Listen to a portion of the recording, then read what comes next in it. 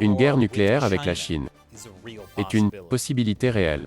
Une nouvelle attaque effrontée de hackers chinois. Et un plan du gouvernement chinois pour stimuler la masculinité. C'est ce qui ressort des gros titres de l'actualité chinoise de cette semaine.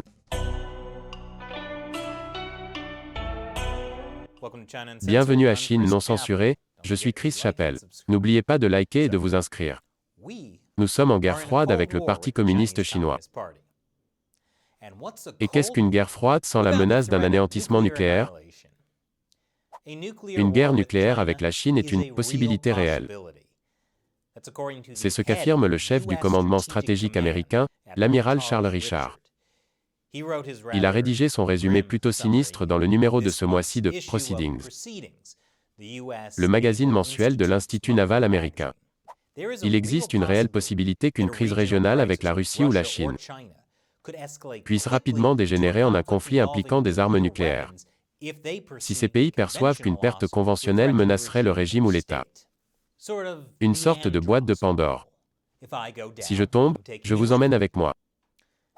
Par conséquent, l'armée américaine doit faire passer son hypothèse principale de l'emploi nucléaire n'est pas possible à l'emploi nucléaire est une possibilité très réelle. C'est pourquoi je suis heureux d'annoncer la création d'une nouvelle entreprise appelée Vault-Tec Industries. Nous construirons pour vous des abris anti-atomiques de la plus haute qualité, garantis de ne pas être des expériences sociologiques secrètes et horribles. Mais il ne faut pas trop s'inquiéter de la Deuxième Guerre froide. Parce que vous devriez d'abord vous préoccuper des guerres par procuration. Une fois de plus, la Chine a envoyé des avions militaires dans l'espace aérien de Taïwan. Mais cette fois, un avion militaire américain s'y est également joint. La Chine a donc saisi l'occasion pour rappeler à tout que l'indépendance de Taïwan est synonyme de guerre. De toute évidence, Taïwan est déjà un pays indépendant. La Chine ne fait pas voler des avions de guerre provocateurs dans son propre espace aérien. Mais ne le leur disons pas. Comment l'administration Biden va-t-elle gérer un parti communiste chinois de plus en plus agressif? Un porte-parole du département d'État a déclaré que Biden veut être à l'écoute des alliés des États-Unis sur la Chine. Espérons que le porte-parole se réfère au fait de se rapprocher de Taïwan en matière de défense, et non au même niveau que nos alliés européens en ce qui concerne leur accord d'investissement avec la Chine. Ce qui nous amène à Gina Raimondo. Elle est le choix de Biden pour le poste de secrétaire au commerce. Elle a parlé de la protection des réseaux de télécommunications américains contre les entreprises chinoises.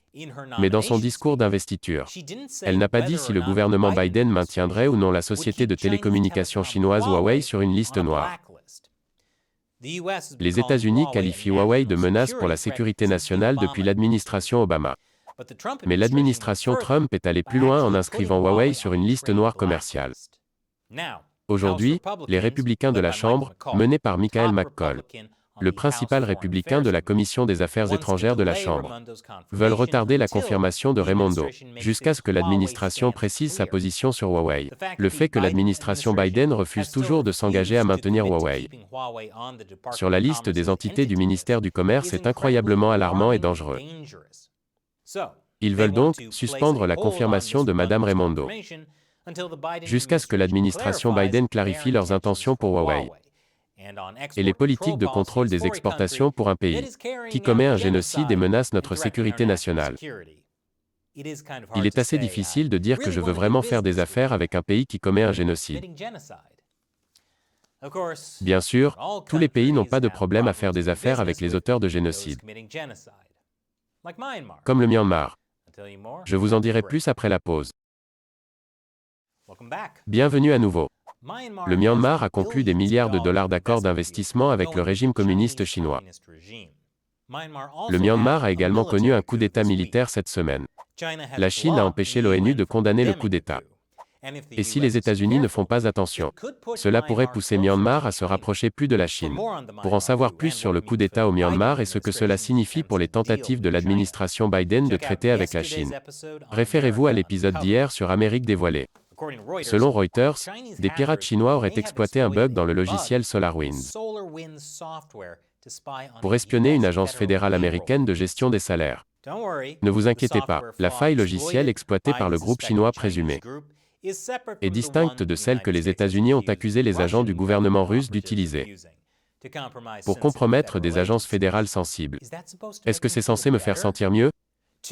Deux régimes autoritaires hostiles ont réussi à s'introduire séparément dans SolarWinds.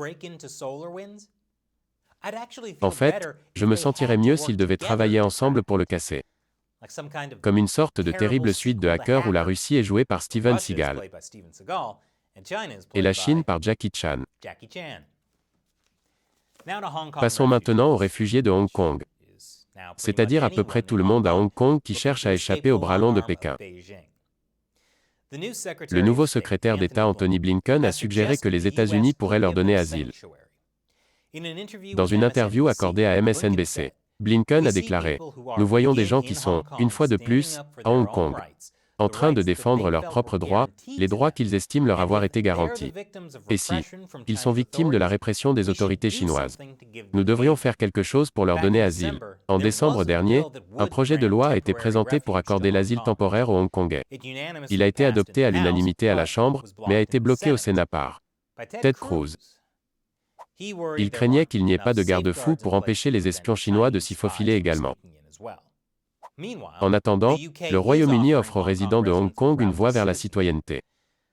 Les résidents de Hong Kong peuvent demander un passeport britannique national d'outre-mer, ou BNO.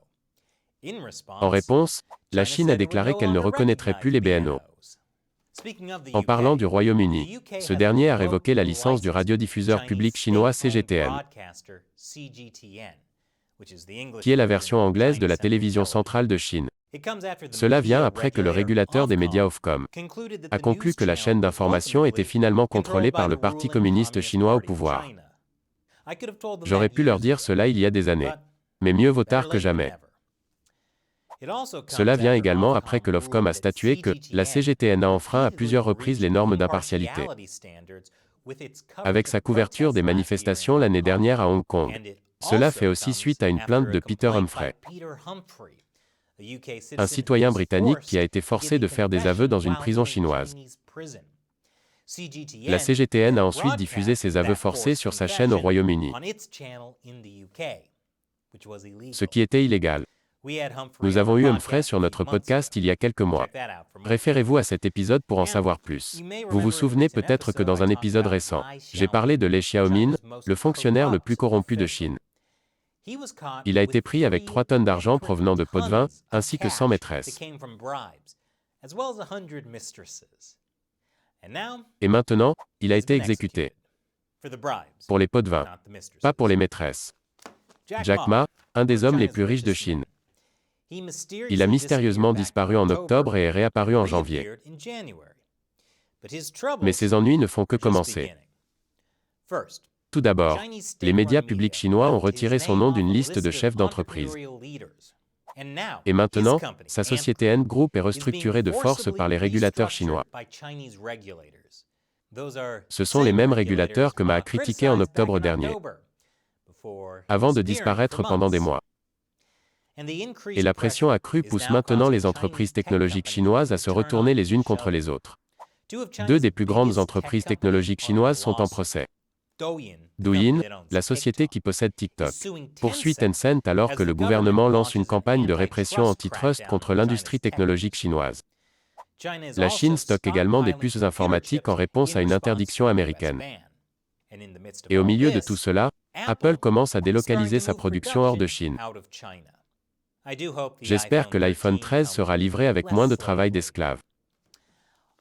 Cette semaine également, je tiens à remercier le sénateur australien Eric Abetz d'avoir mentionné Chine non censurée au Parlement australien, après qu'il a participé à l'émission le mois dernier. Chine non censurée, un programme YouTube des États-Unis.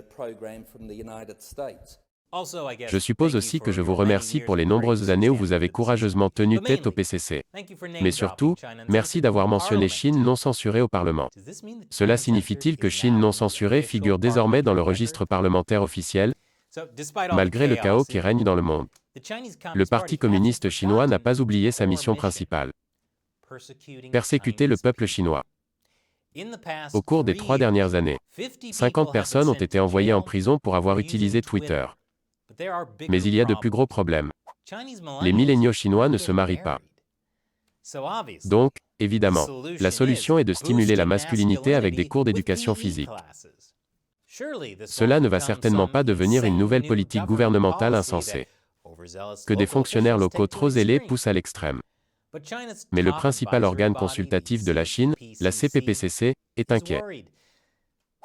Ils disent que les garçons sont devenus trop délicats, timides et efféminés, après avoir été éduqués principalement par des enseignantes. Ainsi, certains parents aisés, craignant que leur fils soit trop fragile, les envoient dans des camps d'entraînement privés, qui promettent de les transformer en vrais hommes grâce à des exercices de style militaire. En d'autres termes, une nouvelle génération de soldats pour la guerre froide entre les États-Unis et la Chine. Et nous terminons là où nous avons commencé. Et maintenant, il est temps pour moi de répondre à une question de l'un d'entre vous. Un fan qui soutient Chine non censurée via le site de financement participatif Patreon. Tommy Hoover demande: vous devriez jouer à nouveau Socialism Monopoly. C'était hilarant, nous avons tout regardé lol.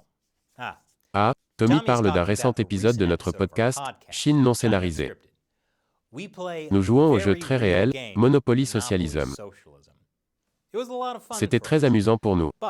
Mais cela me rappelle une idée que j'ai eue pour une nouvelle émission, où Matt, Shelley et moi parlons d'actualité et de politique tout en jouant à des jeux vidéo. Cela pourrait être une façon amusante d'amener les gens à aborder des sujets qui pourraient être un peu arides ou trop sérieux par eux-mêmes. Mais j'aimerais savoir ce que vous pensez de cette idée. Est-ce que ça ressemble à une émission que vous regarderiez? Faites-le moi savoir dans les commentaires ci-dessous. Merci pour votre question Tommy. Et merci d'avoir regardé. Une fois de plus, je suis Chris Chappell. À la prochaine.